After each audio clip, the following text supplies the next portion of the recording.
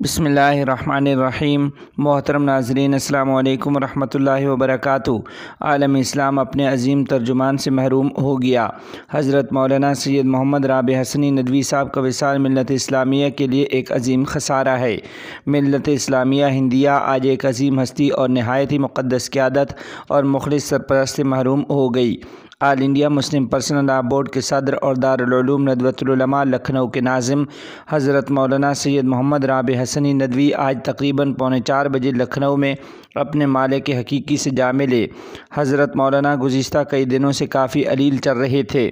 मुसलसल डॉक्टरों की निगरानी में थे कि अचानक वक्त मऊद आ पहुँचा और अपने मामू जान मुफ़क्किर इस्लाम हज़रत मौलाना सैयद अबुल हसन अली अल हुसैनी अन-नदवी रहमहुल्लाह की तरह रमज़ानुल मुबारक का दूसरा अशरा गुजार कर तीसरे अशरा के शुरू में अल्लाह को प्यारे हो गए।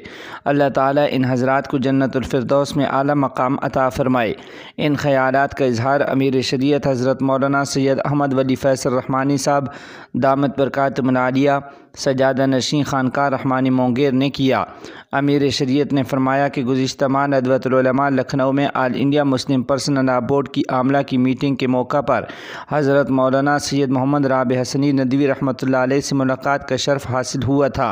काफ़ी देर तक मुल्क के हालात, तालीमी उमूर, दारुल उलूम नदवतुल उलमा और जामिया रहमानी खानकाह रहमानी के बारे में गुफ्तगू हुई।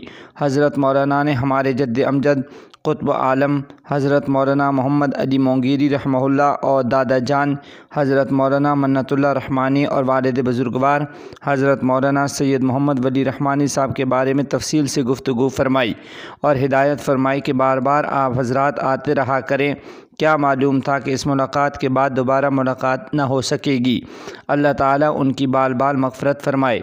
हज़रत अमीर शरीयत दामत बरकातुहुम ने अपने ताज़ियती बयान में फ़रमाया कि हज़रत मौलाना सैयद मोहम्मद राबी हसनी नदवी का इल्मी मकाम बहुत बुलंद था। बहुत सारी ज़िम्मेदारियों के बावजूद आपने उर्दू और अरबी ज़ुबान में कई किताबें तस्नीफ़ फ़रमाईं, जिनमें से बाज़ दीनी मदारिस और स्कूल्स में दाखिले निसाब भी हैं। अल्लाह ताला ने हज़रत मौलाना को बहुत सारी सलाहियतों से नवाजा था।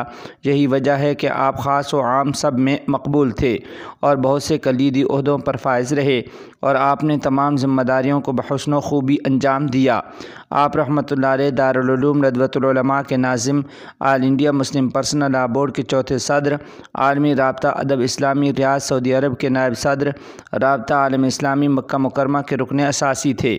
इनके अलावा आप मजलिस तहकीकात व नशरियात इस्लाम लखनऊ, दीनी तालीम कौंसल उत्तर प्रदेश, दार अरफात रायबरेली के सदर, दारुल मुसन्निफ़ीन आज़मगढ़ के रुकन भी थे। हज़रत अमीर शरीयत दामत बरकातुहुम ने फरमाया कि खानवादा रहमानी से आपका गहरा ताल्लुक़ था।